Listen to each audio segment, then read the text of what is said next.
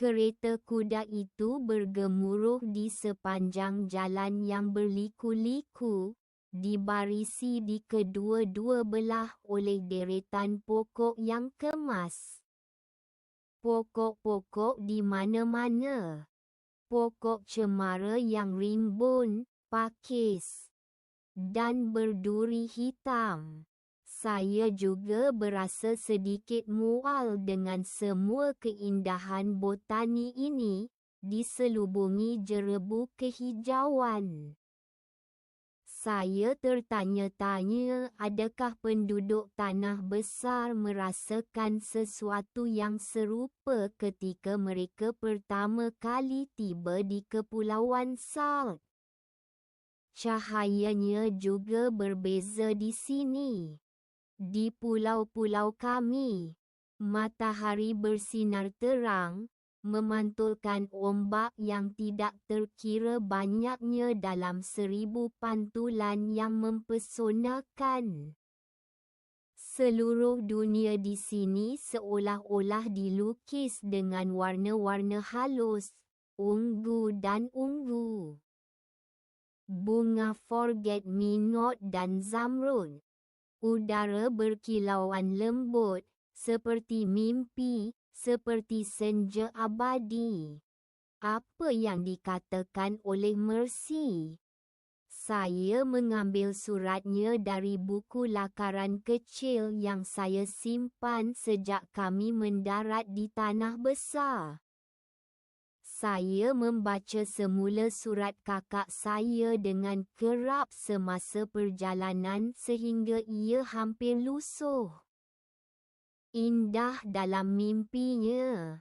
Ya, gambaran yang sangat tepat tentang tempat baharu yang menakjubkan ini. Kita sedang menghampiri destinasi kita, umum kusir itu sambil mengetuk-ngetukkan buku jarinya di bumbung kereta kuda. Tepat di selekoh, aku menekan pipiku ke tingkap. Menjangkakan saat hutan bertukar menjadi tamadun. Aku telah mendengar begitu banyak cerita tentang duci dongeng ini sehinggakan sejak seminggu lalu aku hanya mengimpikan satu perkara. Melihat keindahannya secepat mungkin, dan tanggapan pertamaku tidak mengecewakanku. Aku sangat ingin melakar semuanya. Tetapi aku telah mengeluarkan pensil arang terakhirku pagi itu. Dan kini yang tinggal hanyalah sebatang pensil kecil yang tidak berguna. Aku mencondongkan badan keluar tingkap sejauh yang aku boleh, cuba memerhati dan menghafal setiap perincian. Pertama kali di Blum, tanya kusir itu dengan riang. Ya, dia tergelak kecil. Kemudian saya akan cuba membawa anda ke laluan terpanjang. Kami menghampiri pusat Blum. Dan rasanya seperti saya telah memasuki dunia yang sama sekali berbeza. Jalan-jalan yang luas dipenuhi dengan bangunan putih krim dengan hiasan seni bina yang diukir dengan indah dan plak emas mawar. Kebanyakan kedai sudah tutup, tetapi barang-barang di tingkap diterangi oleh lampu gas bulat yang memberikan warna lavender pada jalan-jalan batu. Setiap tingkap kedai dihiasi dengan kotak-kotak bunga yang dijaga rapi. Warnanya berkisar dari merah jambu lembut hingga ungu kemerahan yang dalam. Batang hijau berjalin, membentuk arbor di antara kedai-kedai. Aroma tumbuhan bercampur, mencipta aroma yang berlarutan dan menyegarkan. Hanya dengan sekali sedutan ia telah membangkitkan semangat saya. Penduduk Lepesky mungkin sentiasa tersenyum. Semasa saya memandu melepasi, saya merenung dengan penuh minat wajah orang-orang ini yang menghormati kecantikan dan seni. Mereka kelihatan agak gembira. Wanita-wanita itu memakai topi dengan tudung dan pinggiran yang begitu lebar, sehingga hampir tidak boleh masuk melalui pintu biasa. Lengan gaun mereka lebar, dan skirt mereka dipotong sedemikian rupa sehingga membolehkan pergerakan mudah. Ramai yang diiringi oleh lelaki-lelaki berpakaian sut. Saya meninggalkan High Mall pada waktu gelap sebelum subuh 7 hari yang lalu. Saya menaiki bot kecil dengan 2 pasang dayung dan mendayung menuju ke sirkuit. Di sana, saya membayar seorang nelayan untuk membawa saya menyeberangi terusan dan turun di sebuah pekan kecil bernama Ola Manch. Saya menemui seorang pemandu teksi yang bersetuju untuk membawa saya ke Blum. Seminggu telah berlalu sejak saya melarikan diri dari rumah. Tetapi rasanya seperti setahun yang lalu. Saya tertanya-tanya apa yang Camille sedang lakukan sekarang. Bagaimana reaksinya terhadap nota saya? Saya rasa dia tidak akan mengejar saya, itu akan menarik lebih banyak perhatian kepada apa yang berlaku. Tetapi adakah dia akan menerima saya kembali apabila saya selesai? Dan adakah saya mahu kembali? Saya melirik sekali lagi ke arah semua orang yang berpakaian indah ini. Saya mungkin tidak mempunyai kecanggihan mereka, tetapi saya boleh melakukan apa yang mereka tidak boleh. Dan Duchess of Lorraine telah memilih saya. Saya menarik nafas dalam-dalam dan cuba menenangkan diri. Saya mungkin menonjol, tetapi saya mempunyai hak yang sama untuk berada di sini seperti orang lain. Ini jalan utama, kata pemandu itu, mengalihkan perhatian saya daripada kebimbangan saya. Ia melalui pusat bandar, melepasi semua kedai, hotel, dan salon terbaik. Semasa kami memecut melalui daerah teater, kami dapat mendengar orkestra yang sedang membuat persembahan dan ketawa. Kegembiraan benar-benar terasa di udara. Deretan awan yang berkilauan menambahkan daya tarikan tambahan pada langit matahari terbenam yang sudah menakjubkan.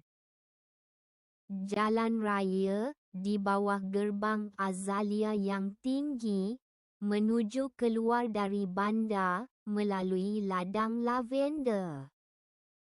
Malah hari musim bunga yang paling terang di pulau itu tidak dapat dibandingkan dengan lanskap dongeng ini.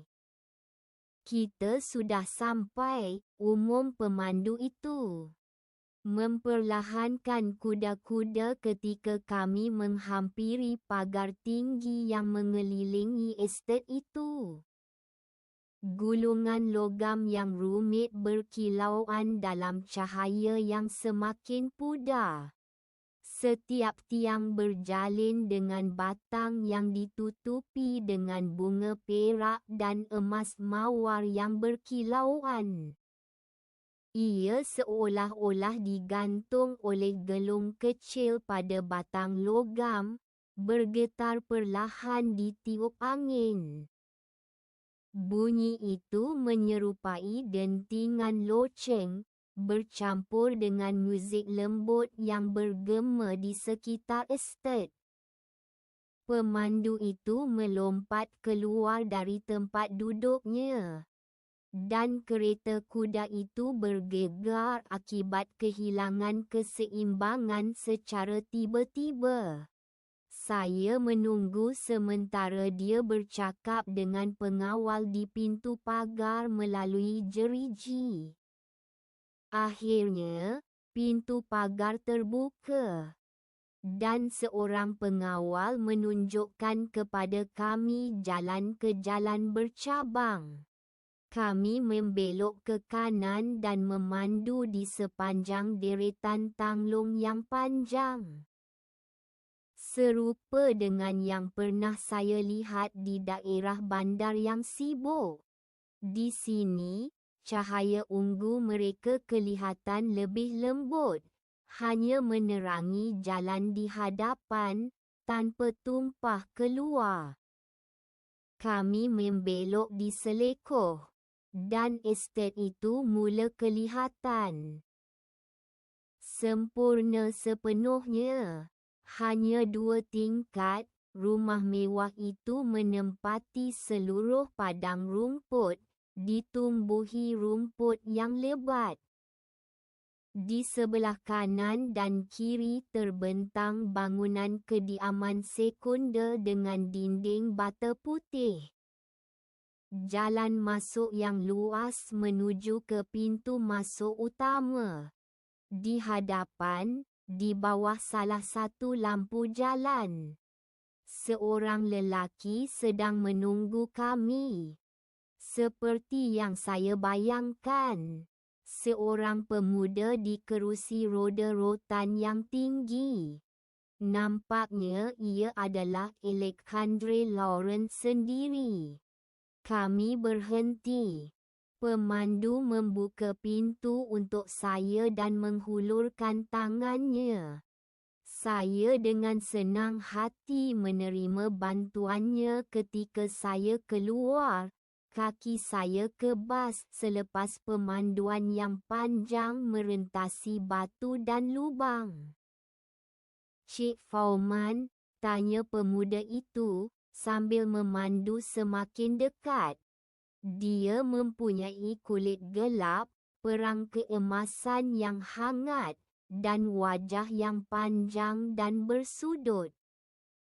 Rambut keriting yang tidak teratur jatuh di dahinya dan keningnya yang tebal dan gelap.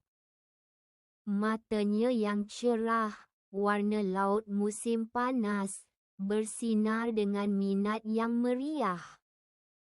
Saya menarik nafas lega. Melukis potret seperti ini adalah satu keseronokan yang tulen. Saya sudah dapat membayangkan lakaran pertama. Cahaya yang jatuh di bahunya yang lebar. Bayang-bayang membingkai tulang pipinya yang tajam. Sungguh wajahnya yang menawan. Saya terpaksa merakamnya seperti sekarang. Awet muda, cantik, penuh tenaga yang tidak terbatas. Verity.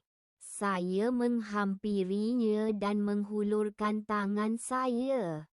"Dan awak, saya rasa." "Alex," katanya, lalu mencium hujung jari saya dengan gagah berani. Kemudian, dengan gerakan yang tangkas, dia membalikkan tangannya dan mengangkat tapak tangan saya ke bibirnya.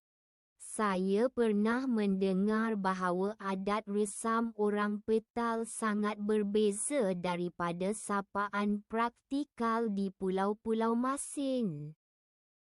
Tetapi rasa gemetar masih terasa di tulang belakang saya apabila pemuda kacak ini menyentuh kulit saya yang bernoda arang. Jari-jarinya yang kuat dan kasar sampai ke pergelangan tangan saya. Dan saya tertanya-tanya adakah dia dapat merasakan degupan jantung saya. 2 orang upahan keluar dari rumah untuk membantu pemandu menurunkan bagasi. Jadi, kata Alexander sambil melepaskan tangan saya. Cik Pavement, Verity. Selamat datang ke Shontilal.